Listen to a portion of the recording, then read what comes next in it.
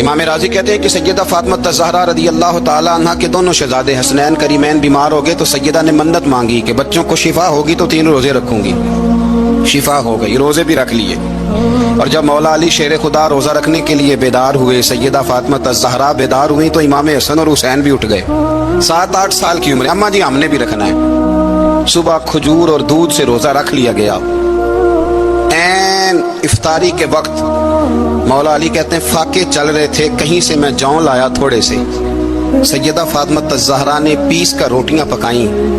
وہ وقت جو بڑا مشکل ہوتا ہے افطار کا، کہتے ہیں اس وقت جب کھانے کے لیے بالکل ہاتھ آگے بڑھنے لگے اور امید تھی کہ ابھی سیدنا بلال اللہ اکبر کہیں گے تو روزہ کھلے گا، لیکن ابھی چند ہی منٹ رہتے تھے کہ دروازے پر ایک فقیر نے صدا دی. کہنے لگا سارے مدینے کے دروازے کھٹکھٹا آیا ہوں، قحط ہے، فاقہ ہے، اے رسول اللہ کے خاندان والوں، میں یتیم ہوں. کسی نے بتایا ہے کہ اور کوئی دروازہ کھلے نہ کھلے، سیدہ کا دروازہ تیرے لیے ضرور کھلے گا. کیا یتیم کو روٹی ملے گی؟ تو حضرت مولا علی نے بچوں کی طرف دیکھا ہی تھا کہ امام حسن ساری روٹیاں جا کے دروازے پہ دے آئے. کھجور اور پانی سے افطار ہو گیا. صبح پھر کھجور اور دودھ سے روزہ رکھا. امام راضی کہتے ہیں این وہ وقت جب افطار کا ٹائم آیا تو پھر دروازے پہ کسی نے صدا دی. کہا اے رسول اللہ کے خاندان والوں، میں مسکین ہوں، رات سے روٹی کھائی ہے، نہ صبح کھا سکا نہ دوپہر. کسی نے بتایا ہے کہ اس دروازے سے خالی کوئی نہیں جاتا. امام حسن نے پھر سارا لنگر اٹھایا اور پھر جا کے دے دیا. تیسرا دن پھر ہوا. مجھے لگتا ہے جب افطار کا ٹائم آیا ہوگا نا تو یہ خود ہی سارے دروازے پہ دیکھتے ہوں گے، یہ کوئی آیا نہیں لینے والا ابھی تک. لگتا ہے کہ نظریں دروازے پہ تھیں. این افطار کے وقت 3 روٹیاں جب جاؤں کی پک کے آئی، ایک بھکاری نے صدا دی. کہنے لگا میں قیدی ہوں، آج ہی قید سے رہائی ملی ہے. پہلے دن کسی کے دروازے پہ صدا ملی ہے، دی ہے روٹی ملے گی. امام حسن وہ کھانا دے کے واپس لوٹے. کھجور اور پانی سے افطار ہوا اور جیسے ہی مسجد نبوی میں تینوں باپ بیٹا نماز پڑھنے گئے تو مولا علی کہتے مجھے بتانا نہیں پڑا. رسول کریم نے میری طرف دیکھ کے فرمایا علی تیرا، فاطمہ کا، حسن اور حسین کا 3 دن والا عمل خدا کو بھی بڑا پسند آیا ہے اور محمد مصطفیٰ کو بھی بڑا پسند آیا. وہ بڑا پسندیدہ عمل. میں کہتا ہوں کہ حضرت فاطمہ نے نا ان کی تربیت پہلے ہی کر دی تھی. 3 دن بغیر افطار کے روزہ رکھنے کی وہ ٹریننگ گھر سے ہو چکی تھی. اب میدان کربلا میں 3 دن بھوکا پیاسا رہنا ان کے لیے مشکل نہیں تھا. وہ تو ان بچوں کے لیے مشکل ہوتا ہے جو کھانا دیر سے پکنے سے برتن توڑنے شروع کر دیتے. وہ بچے بلیک میل ہوتے ہیں جن کو ایک وقت ان کے پسند کا کھانا نہ ملے تو وہ گھر میں جو ہے وہ ادھم شروع کر دیتے ہیں. جن کی ماں نے عادت ڈالی ہو کہ بیٹا 3 دن بھوکے پیاسا رہنا ہوا تو رہ لینا لیکن کسی بھی باطل کے ساتھ کمپرومائز نہ کرنا، ان کے لیے اتنا مشکل نہیں تھا. ان کی تربیت ہوئی، ان کی ٹریننگ ہوئی، پھر اللہ نے ان کی سیرت میں رنگ بھرے، ان کے کردار میں حسن آیا، وقار آیا. حضرت امیر معاویہ رضی اللہ تعالیٰ عنہ نے ایک شخص کو بھیجا مدینہ منورہ شام سے. تو اس نے کہا میں نے امام حسین سے ملنا ہے، تعارف کیا ہے؟ جناب امیر معاویہ فرمانے لگے مسجد نبوی میں جانا جس کے گرد لوگ سب سے زیادہ ادب سے بیٹھے ہوں اور جس کی باتیں سب سے زیادہ میٹھی ہوں اور جس کی نظریں سب سے زیادہ جھکی ہوں اور جس کے چہرے پر تمہیں سب سے زیادہ وقار نظر آئے وہی علی کے بیٹے حسین ہوں گے. جو سب سے زیادہ تمہیں وہاں ماحول کے اندر جو شخص نظر آئے پوچھنے کی ضرورت نہیں پڑے گی. وہ شخص کہتا میں مدینے آیا تو میں نے واقعی ایک شخص کو دیکھا کہ شہد کے گرد مکھیوں کا اتنا ہجوم نہیں ہوتا جتنا امام حسین کے گرد رسول اللہ کے غلاموں کا ہجوم تھا. لیکن نظریں جھکی ہوئی، باتیں میٹھی، لہجہ گداز، لفظوں میں رانائی. اور لوگ کئی باتیں پوچھتے تو علی کے صاحبزادے ایک آدھ جملہ بولتے تو لگتا یہ کہ وہ جملہ سیدھا دل میں اترتا چلا جاتا ہے. امام علی مقام کے کردار میں نا کچھ باتیں بڑی زیادہ تھیں، بہت زیادہ تھیں، بڑا حسن تھا. ایک بات تو یہ تھی امام حسین رضی اللہ تعالیٰ عنہ کا علم و فضل بڑا کمال کا تھا. ایک دفعہ صحابہ میں مسئلہ بن گیا کہ بچہ پیدا ہوتا ہے تو اس کا وظیفہ کیسے لگانا ہے. امام حسین کا علم و فضل بتا رہا ہوں، علم و فضل. تو بات بڑی پیچیدہ ہو گئی.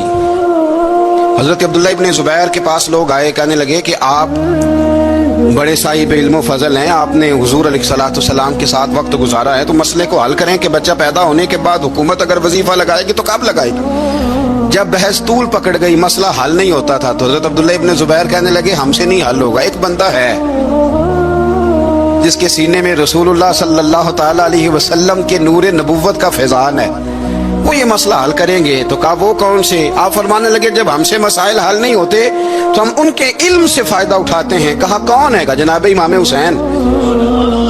تو لوگ حضرت امام حسین کے پاس گئے کہ حضرت یہ ایک مسئلہ الجھ گیا ہے کہ بچہ پیدا ہو تو وظیفہ کب لگانا ہے. فرمایا الجھنے والی بات ہی کوئی نہیں, پیدا ہونے کے بعد جب وہ پہلی دفعہ آواز نکالے تو اس کا وظیفہ لگا دو. اس کا مطلب یہ ہے کہ وہ دنیا میں آ گیا ہے, اس نے اپنے آنے کا اظہار کر دیا ہے, اعلان کر دیا ہے, اب اس کا وظیفہ لگا دو. تو اس پر پھر صحابہ کا اتفاق ہو گیا. امام حسین کے علم سے, فضل سے لوگ فیض اٹھاتے تھے. پھر اس کے ساتھ ساتھ امام حسین کا ذوق عبادت بڑا شاندار تھا, بڑا زبردست ذوق. علامہ جوزی نے لکھا ہے وکان الحسین رضی اللہ تعالی عنہ فاضلا کثیر الصوم والصلاۃ والحج والصدقۃ وافعال الخیر جميعا. آپ فرماتے ہیں کہ امام حسین زیادہ نمازیں پڑھنے والے تھے, کثرت سے سجدے کرنے والے, کثرت سے روزے رکھنے والے, زیادہ حج کرنے والے, اور امام حسین صدقہ دینے والے اور نیکی کے کاموں میں شدت کرنے والے. امام حسین کا جو ذوق عبادت تھا وہ اتنا شاندار تھا کہ آپ فرض نماز کے علاوہ روزانہ 100 رکعت نماز نفل ادا فرمایا کرتے. اور امام حسین فرماتے زندگی میں کبھی ایسا نہیں ہوا کہ 3 دن گزر گئے اور حسین کا قرآن پاک ختم نہ ہوا. 25 حج کیے امام حسین نے مدینہ منورہ سے مکہ مکرمہ پیدل جا کے, 25 حج. اب تو نسبت والے لوگوں کو عبادت کی ضرورت نہیں نا, اللہ ماشاءاللہ کہتے ہیں نسبت بڑی ہے. بھئی جن کی نسبت اتنی خاص تھی کہ حضور نے فرمایا یہ فاطمہ کے نہیں میرے بیٹے ہیں, ان کا تو حال یہ ہے کہ فرض کے علاوہ 100 نفل, 3 دن سے پہلے ختم قرآن پاک, 25 حج فرمائے. تو کس نسبت کی بات کرتا ہے؟ یہ نسبتیں تو ہیں جو انسان کو عبادت کے قریب کرتی ہیں. لوگوں نے معیار ہی بدل دیا ہے. حضرت سیدنا امام حسین کی شہادت کے بعد حضرت عبداللہ ابن زبیر رضی اللہ تعالیٰ عنہ نے قاتلان حسین سے خطاب کیا اور فرمانے لگے اللہ کی قسم تم نے اس شخص کو شہید کیا ہے جو راتوں کو لمبے لمبے قیام کرتا تھا, اور تم نے اس شخص کو شہید کیا ہے جس سے میں دن میں جب بھی ملتا تھا تو وہ روزے سے ہوتا تھا. تم نے اس شخص کو شہید کیا جو قائم اللیل تھا, صائم الدہر تھا, اس شخص کو تم نے شہید کیا. آپ کو پتہ ہے کہ میدان کربلا میں جب 9 محرم کو ابن سعد نے امام حسین سے کہا کہ جنگ کرو اگر یزید کی بیعت نہیں کرنی, تو امام حسین نے فرمایا 1 رات کی مہلت دے دو, 1 رات کی مہلت دے دو. حضرت امام زین العابدین کہتے ہیں میں نے اپنے والد گرامی سے عرض کی کہ ابا جی آپ جہاد سے دور جانے والے تو ہیں نہیں, آپ تو جہاد سے پیار کرنے والے, اور یہ بھی پتہ ہے مجھے کہ یہ جنگ اب ہو کے رہے گی, تو 1 رات کی مہلت دینے کا معنی کیا ہے؟ بھئی کل بھی لڑنا ہے اور رات بھی لڑنا ہے, تو ابا جی 1 رات کی مہلت. تو سیدنا امام حسین رضی اللہ تعالیٰ عنہ فرمانے لگے بیٹا رات کی مہلت اس لیے لی ہے کہ میں آج رات کھل کے اپنے رب کی عبادت کر لوں, میں استغفار کر لوں, میں لمبے سجدے کروں. اور کہا زین العابدین تو جانتا ہے نا کہ مجھے نماز سے, تلاوت سے, دعا سے اور استغفار سے بڑا پیار ہے. نماز سے مجھے پیار ہے, دعا سے مجھے پیار ہے, استغفار سے مجھے پیار ہے. فرمایا بیٹا میں نے اس لیے نہیں کہ میں چاہتا ہوں 1 رات اور دنیا میں رہوں. تو امام زین العابدین فرماتے ہیں امام علی مقام نے سجدے پہلے بھی بڑے کیے, پر 9-10 کی درمیانی رات جو ان کے سجدے تھے وہ میں نے کبھی نہیں دیکھے. فرماتے ہیں تیمم کے ساتھ وہ رات کی جو عبادتوں کا رنگ تھا وہ میں نے کبھی نہیں دیکھا. امام علی مقام کا عبادت کا ذوق تھا, شوق تھا, لذت تھی. آپ یقین کریں ایسے ایسے عجیب بہانے ہم لوگوں کہتے ہیں میرا نماز میں دل نہیں لگتا, تو میں کہتا ہوں تیرا گپ شپ میں کس طرح لگتا ہے, تیرا موبائل پہ کیسے لگتا ہے بھائی؟ یہ تو بھائی ذوق کی بات ہے. امام حسین کہتے ہیں مجھے قرآن پاک سے پیار ہے, مجھے تلاوت سے پیار ہے, مجھے دعا سے پیار ہے, مجھے استغفار سے پیار. بھائی جس کو جس چیز سے پیار ہوگا دل لگ جائے گا. ہم نے کبھی پیار کیا ہی نہیں اس سے, جن چیزوں سے پیار ہے وہاں دل لگ جاتا ہے. یہ ایک بہانہ ہے, ورنہ کثرت سے عبادت کرنا, ذوق پیدا کرنا, یہ تو اہلُاللہ کا طریقہ ہے. والذین یبیتون لربہم سجدا وقیاما. رب کے بندوں کی علامت یہ ہے کہ وہ راتیں سجدے اور قیام میں گزار دیتے ہیں. تو امام حسین کی سیرت کا کمال ہے کہ ذوق عبادت رکھتے تھے. دوسری بات جو امام علی مقام کی سیرت میں بڑی شاندار ہے وہ یہ ہے کہ سخی بڑے تھے. ایک قول سنانا ہے آپ کو امام حسین کا، اور خواہش میری یہ ہے کہ میرے حاضرین اور ناظرین اس قول کو رٹا لگا کے یاد کریں، اس قول کو انشاءاللہ. یہ قول جو امام حسین کا ہے نا جی، یہ جس دن مجھے ملا تھا نا تو میں نے بھی رٹا لگا کے یاد کیا تھا، اور میرے پاس جتنی ڈائریاں ہیں شاید میں نے سب میں لکھا ہے. امام علی مقام رضی اللہ تعالیٰ عنہ فرماتے تھے اللہ کی رضا کے لیے کسی شخص کی ایک حاجت پوری کر دینا 1 مہینہ مسجد میں اعتکاف کرنے سے زیادہ درجہ رکھتا ہے. ایک بندے کی ایک حاجت پوری کر دینا 1 مہینہ پورا مسجد میں اعتکاف کرنے سے زیادہ درجہ رکھتا ہے. خدا کے بندے تو ہیں ہزاروں اور بنوں میں پھرتے ہیں مارے مارے. میں اس کا بندہ بنوں گا جس کو خدا کے بندوں سے پیار ہوگا. کسی بندے کی ایک حاجت پوری کرنا 1 مہینہ اعتکاف میں بیٹھنے سے زیادہ افضل ہے. اسی لیے تو میرے حبیب کریم علیہ السلام نے فرمایا تو رب کے بندوں کی حاجتیں پوری کرنے میں لگ جا، رب تیری حاجتیں پوری فرما دے گا. امام علی مقام فرماتے تھے ایک حاجت کسی کی پوری کرو. حضرت جناب سیدہ زینب بنت ابی رافع کہتی ہیں کہ سیدہ فاطمہ الزہرا نا ایک دن اپنے دونوں شہزادوں کو لے کے، جب حضور کی طبیعت مبارک بظاہر علیل تھی جس میں حضور کا وصال ہوا، دونوں شہزادے لے کے سیدہ فاطمہ نبی کریم کی بارگاہ میں گئی. کہنے لگی یا رسول اللہ میرے بچوں کو کچھ دیجئے. سیدہ پاک تو حضور اٹھ کے بیٹھ گئے، اس کندھے سے امام حسن کو لگایا اور اس سے امام حسین کو لگایا اور فرمایا فاطمہ یہ جو میرا حسن ہے نا اس کو میں اپنی ہیبت اور سرداری دیتا ہوں، اور فرمایا یہ جو میرا حسین ہے نا حسین کو میں اپنی جرت اور سخاوت دیتا ہوں. میرا حسین جرت مند ہوگا اور سخی ہوگا. داتا گانج بخش علی حجویری امام الاولیاء سید الاصفیاء داتا صاحب کشف المعجوب میں فرماتے ہیں ایک دن نا امام حسین کے پاس ایک شخص آیا بڑی دور سے کچھ مانگنے کا، حضور کچھ دیجئے. وہ شخص کہتا ہے کہ میرا ظرف یہ تھا کہ 4-5 دینار ملیں گے. تو امام حسین فرمانے لگے تھوڑی دیر بیٹھ جا، رزق آ رہا ہے. تو امام حسین کو حکومت وقت کی طرف سے نا 5 تھیلیاں ملی جس میں ایک تھیلی میں 500 اشرفیاں تھیں. 5 تھیلیاں آئیں لیکن اس کو آنے میں نا ذرا دیر ہو گئی. وہ 5 تھیلیاں جب آئی نا تو امام حسین اس کی طرف 5 تھیلیاں بڑھا کے نا، ذرا دیکھنا میری طرف غور سے، 5 تھیلیاں بڑھا کے نا تو فرمانے لگے میاں جتنا تجھے انتظار کرایا نا اتنی ہم تیری حاجت پوری نہیں کر سکے. تو یہ نہ محسوس کرنا کہ حسین کے دروازے پہ بیٹھا بھی رہا ہوں تو ملا کیا ہے. یہ نہ محسوس کرنا وہ شخص کہتا ہے جب میں نے وہ تھیلیاں کھولی اور پھر میری نظر امام حسین پہ پڑی تو میرے اندر سے آواز آئی اگر حسین ابن علی اتنے سخی ہیں تو محمد عربی کتنے سخی ہو. اگر یہ معیار ان کا ہے، ان کا یہ معیار ہے، اور خود بھیک دیں خود ہی کہیں منگتے کا بھلا ہو. خود کہنے لگے جتنا انتظار کرایا ہے اتنی تیری مدد کر سکے. یہ سخاوت کا معیار تھا، یہ طریقہ تھا. ایک دفعہ سیدنا امام حسین رضی اللہ تعالیٰ عنہ کے گھر کے اندر نا 5000 دینار آئے. مسجد میں تھے، آپ کو 5000 دینار ملے تو امام زین العابدین کہتے ہیں کہ مسجد سے لے کر گھر آنے تک امام حسین نے 5000 اللہ کے رستے میں خیرات کر دی. فرماتے میں نے کہا ابا جی 5 دینار کی گھر میں ضرورت تھی، مالاں والے سخی نہیں ہوندے تے سخیاں کول مال نہیں ہوندا. ایتھے اوتھے دوویں جہان نہیں، سخی کنگال نہیں ہوندا. کعبہ جی 5 دینار کی گھر میں ضرورت تھی تو کہتے ہیں مجھے فرمانے لگے بیٹا یہ جن کو میں نے دیا ہے نا یہ گھر کے لیے ہی دیا ہے، یہ گھر کے لیے ہی دیا ہے. جن کو دیا ہے تمہارا کیا خیال ہے یہ باہر خرچ ہوا ہے؟ یہ گھر کے لیے ہی ہے. اس لیے کہ جب انسان دوسروں پر شفقت کرتا ہے تو اللہ اس کے گھر پہ رحمت فرماتا ہے. امام حسین کے مزاج میں پہلی بات میں نے ذوق عبادت کی عرض کی. دوسری بات عرض کر رہا ہوں کہ صحابہ حضرت اسامہ بن زید بڑے پیارے ہیں میرے نبی کریم کے، بڑے پیارے. حضرت اسامہ بن زید کے بارے میں سیدہ عائشہ صدیقہ فرماتی ہیں ان کے ناک سے اگر ریٹھ نکلتی تھی تو اللہ کے رسول اپنے دستے مبارک سے صاف کر دیتے تھے. اور سرکار فرماتے تھے کہ اگر اسامہ لڑکی ہوتا نا، ان کے غلام کے بیٹے تھے حضرت زید بن عامر، اگر یہ لڑکی ہوتا میں اسے زیور پہناتا. بڑے پیارے تھے. لیکن جب ان کا آخری وقت آیا نا تو 60,000 دینار کا قرضہ تھا. رشتہ داروں سے کہا، دوستوں سے کہا، یاروں سے کہا، اور قرض ادا نہیں ہو رہا تھا. حضرت اسامہ بن زید کہتے ہیں بڑا پریشان تھا. جب حد ہو گئی نا तो हज़रत उसामा बिन ज़ैद फरमाने लगे, जाओ कोई हुसैन इब्न अली को खबर करो, उनसे कहो मैं ना गुलाम हूँ आपके नाना का, मकरूज दुनिया से चला गया तो क्या बनेगा। इमाम हुसैन को खबर मिली तो दौड़े आए। लाजपाल उस पीर को नहीं कहते जो तगड़ा नजराना लेके तो माथा चूम ले, लाजपाल तो उसको कहते हैं कि जब जरूरत पड़े तो वो सर पे मौजूद हो। हजरत सैयदना इमाम हुसैन तशरीफ लाए तो जनाब उसामा बिन ज़ैद रो पड़े, कहने लगे हुजूर मैंने ना गुलामी की है आपके नाना की, और इस गुलामी पे नाज है, और 60,000 दिनार का कर्जा लेके दुनिया से जाऊंगा तो मेरी कब्र पे बोझ रहेगा।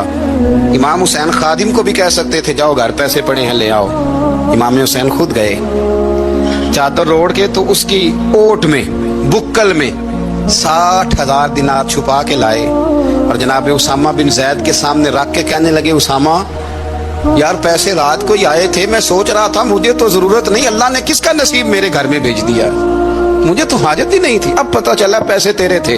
अल्लाह ने हुसैन की ड्यूटी लगाई है कि जा जाके दे आ। हजरत उसामा बिन ज़ैद रो पड़े, फरमाने लगे अल्लाह आपको बेहतरीन सिला अता फरमाए, ये मेयार था। और फिर तीसरी बात ये कि दिल के बड़े साफ थे, दिल बदस्तावर के हज अकबर अस्त आज हजारा का यक दिल बेतरस्त। शेख सादी कहते हैं कि दरवेश कहते हैं कि किसी का दिल रख लेना ना, दिल राजी कर देना काबे का 1000 बार हज करने से बेहतर है। दिल बदस्तावर के हज अकबर अस्त, किसी का दिल राजी करना हज अकबर है। इमाम बड़ा ही प्यार करते थे। घोड़े पे जा रहे थे, कुछ फकीर गरीब लोग बैठ कर रोटी खा रहे थे, खा रहे थे सड़क के किनारे। तो इमाम ज़ैनुल आबिदीन फरमाते हैं कि जब इमाम हुसैन गुजरे तो उन्होंने आवाज दी, हुजूर दिल करता है हमारे साथ बैठ कर रोटी खाएं। कायनात के मालिक व मुख्तार के नवासे और दुनिया के सबसे बड़े शहजादे घोड़े से उतरे और गरीबों के साथ सड़क पे बैठ गए, रोटी खाने लगे और देर तक खाते रहे। और जब फारिग हो गए तो फरमाने लगे खाने की जरूरत भी नहीं थी, हाजत भी नहीं थी, पर तुमने आवाज दी तो दिल रखने को बैठ गया था, अगर इजाजत दे तो चला जाऊं। ये मिजाज था, ये तबीयत थी। आपके एक भाई हैं छोटे, हजरत मोहम्मद बिन हनफिया नाम है, हजरत मौला अली शेर खुदा रदी अल्लाह तआला अन्हु की दूसरी बीवी से। एक दिन हजरत इमाम हुसैन उनके घर में बैठे थे तो किसी बात में ना इख्तलाफ राय हो गया, तो इमाम अली मकाम नाराज हो गए, फरमाया आज के बाद तेरे घर नहीं आऊंगा। रुमाल उठाया चले गए। लोगों ने हजरत मोहम्मद बिन हनफिया रदी अल्लाह तआला अन्हु से कहा हुसैन तो नाराज हो गए, कभी नहीं आएंगे। आप फरमाने लगे भाई तुम्हारा है कि मेरा? जी भाई तो आपके हैं। फरमाया अगर कहो तो चंद मिनटों में हुसैन वापस आए। जनाब नाराजगी हो गई है। फरमाया नाराजगी हुई है पर मैं उसके दिल की नरमी को तो जानता हूं ना, उसके मिजाज के अंदर जो मोहब्बत है उससे तो अभी आए। क्या जनाब वो कैसे? फरमाने लगे देखना जरा। तो इमाम हुसैन ने खत लिखा, हजरत मोहम्मद बिन हनफिया ने रुक्का लिखा, कहने लगे हुसैन मेरे बाप का नाम भी अली है और आपके बाप का नाम भी अली है, पर एक फजीलत ऐसी है जिसमें मैं आपका मुकाबला नहीं कर सकता, वो ये है कि आप सैयदा फातिमा ज़हरा के लाल हैं, अब मोहम्मद मुस्तफ़ा अलैहिस्सलाम के नवासे हैं। कहने लगे भाईजान आपने नाना जान की वो हदीस तो सुनी होगी कि दो लोग नाराज हो जाएं तो जो सुलह पहले करे जन्नत में पहले जाएगा। फरमाने लगे दिल मेरा कर रहा था कि पहले सुलह कर लूं, लेकिन फिर बड़े भाई को पुश्त करूंगा जन्नत में जाते हुए, ये भी तो बेअदबी है ना। अब खत मैंने लिख दिया है, आपका जो इरादा हो। इमाम हुसैन ने खत पढ़ा तो आंखों में आंसू आ गए। फिर से रुमाल उठाया, बच्चे पूछने लगे कहाँ जा रहे हैं? कहा आप भाई के घर जा रहा हूँ। कहा आप तो नाराज थे। फरमाया था नाराज पर है तो मेरा भाई ना। हो गई बात खत्म। बड़ी दिल में नरमी, तबीयत में सोज, लहजे में कुदास, लेकिन इसके साथ साथ इमाम हुसैन रदी अल्लाह तआला अन्हु का जज्बा जिहाद, इमाम हुसैन की इस्तकामत। आज लोग उधर होते हैं जिस तरफ हवा का रुख होता है। आज लोगों की सोचों का जाविया ये है कि जिधर रश ज्यादा होगा हम भी उधर जाएंगे। हम ये नहीं देखते हक किस तरफ है, हम ये देखते हैं रश किस तरफ है। इमाम हुसैन रदी अल्लाह तआला अन्हु ने रश नहीं देखा, हक देखा। इमाम हुसैन रदी अल्लाह तआला अन्हु इस्तकामत के वो पहाड़ हैं, मामूली आदमी नहीं थे। फरजक शायर कहता है कि मैंने इमाम हुसैन से कहा था, मैंने कहा लोगों की तलवारें यजीद के साथ है पर दिल आपके साथ है, दिल आपके साथ है।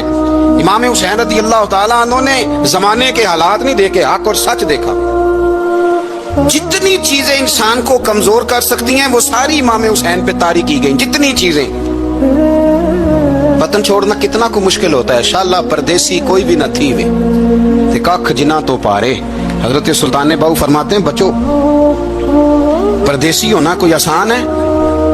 जिस आदमी का किसी छोटे से गांव में भी मकान हो छोड़ना पड़ जाए तो रोटा है। तो मुझे बताओ जिसने अपना सारा बचपन मदीने में गुजारा हो, आज जो एक हफ्ता मदीने रह के आते हैं उनसे वापस निकलना मुश्किल होता है। लेकिन इमाम हुसैन हक का रास्ता था, वतन की कुर्बानी दी, और मामूली वतन नहीं, मदीने जैसा वतन। और जब खड़े थे ना इमाम हुसैन रज़ी अल्लाह ताला अन्हु रजब में निकल रहे थे मदीने से, तो कोई शायर कहता है दूर खड़े होके उन्होंने गोया कहा था, आका तेरे करम के खजीने की खैर हो, मैं जा रहा हूँ तेरे मदीने की खैर हो। इमाम हुसैन ने वतन छोड़ा, कोई लग़ज़श नहीं पैरों में, कोई नहीं।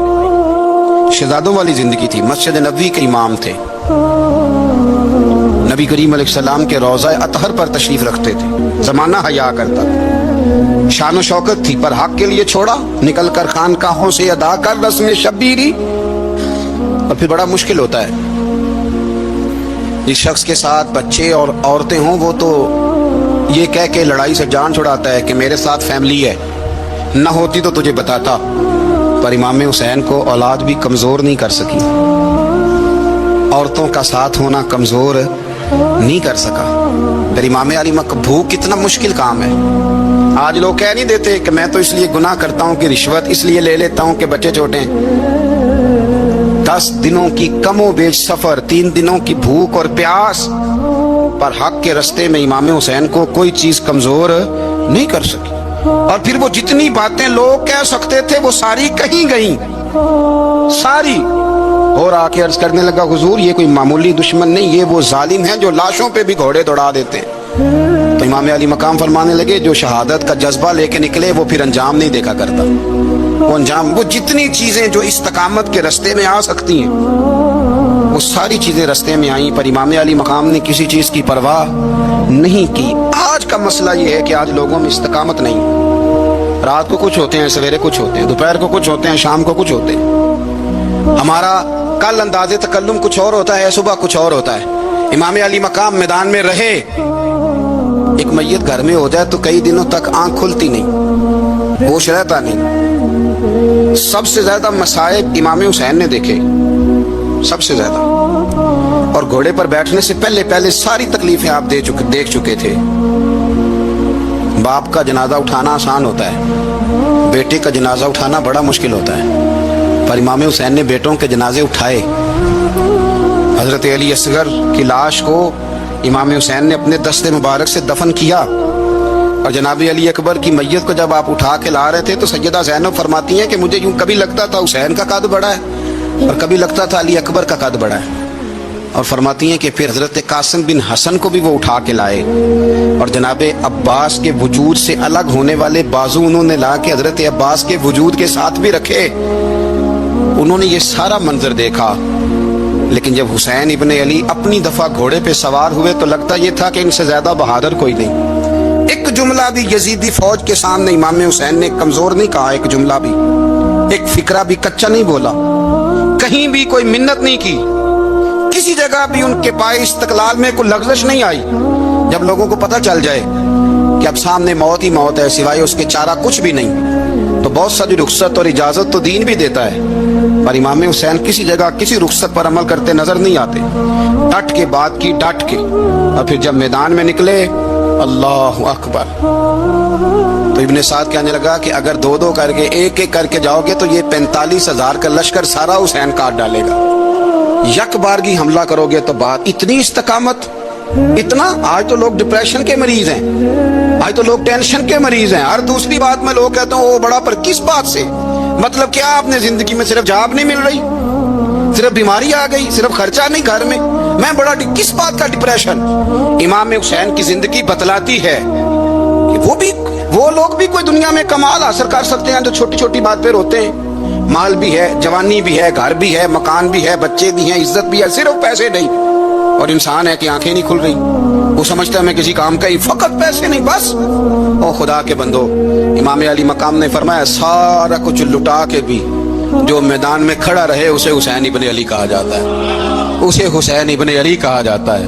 حسین ابن علی کی شان رفت کوئی کیا جانے، حسن جانے، علی جانے، نبی جانے، خدا جانے، کون جانے امام علی مقام کا معیار؟ تو امام حسین رضی اللہ تعالیٰ عنہ کی زندگی ہمیں بتاتی ہے کہ ذوق والی عبادت کرو۔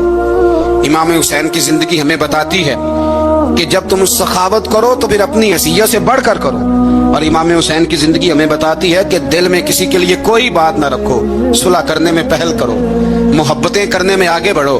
اور امام حسین کی زندگی ہمیں بتلاتی ہے کہ جب دنیا میں تم نے کچھ کرنا ہے تو پھر ڈٹنا بھی سیکھو، پھر کھڑے ہونا بھی سیکھو۔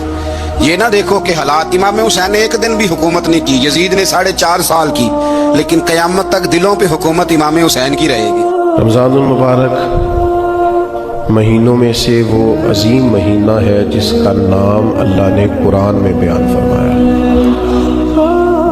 ارشاد فرمایا شہر رمضان الذی انزل فیہ القرآن، رمضان کا وہ مہینہ ہے جس میں ہم نے قرآن مجید کو نازل فرمایا۔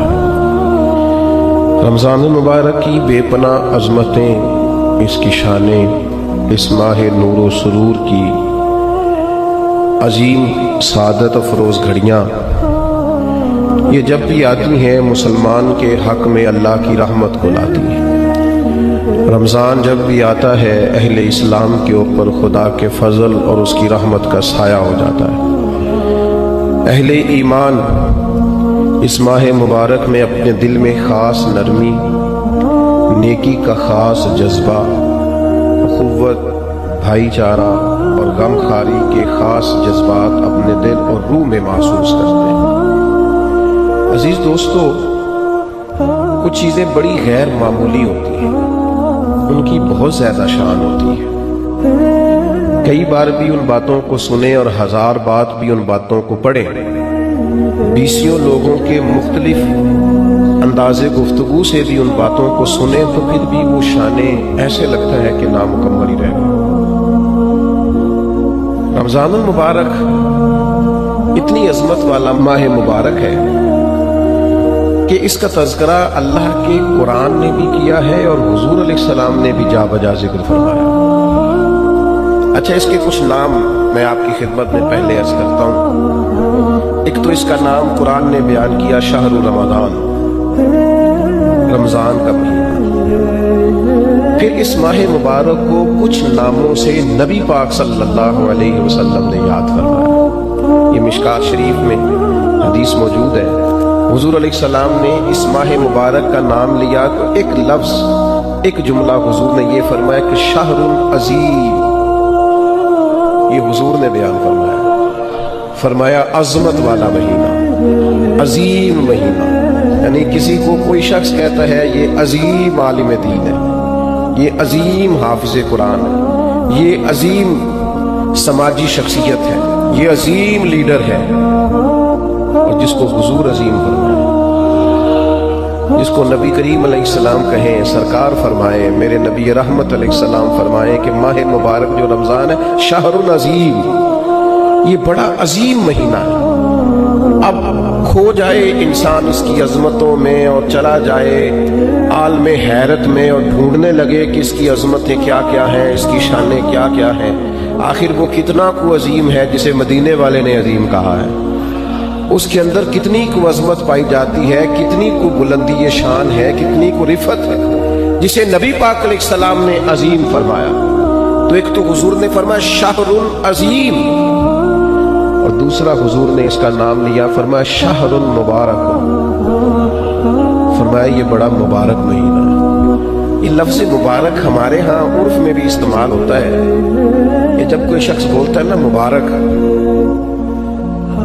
تو اس سے خوشخبریاں ذہن میں آتی ہیں، اس سے کامیابیاں ذہن میں آتی ہیں۔ جب کہا جاتا ہے آپ کو مبارک ہو، مبارکباد ہو، تو اس سے انسان کی حاشیہ خیال میں محسوس ہوتا ہے کہ کوئی عظیم انعام ملا ہے، کوئی عظیم رحمت عطا ہوئی ہے، کوئی منفرد سا حسین سا خوبصورت سا تحفہ ملا، کسی بہت بڑی کامیابی سے اللہ تعالیٰ نے ہمکنار فرمایا ہے، تو پھر کہتے ہیں مبارک ہو۔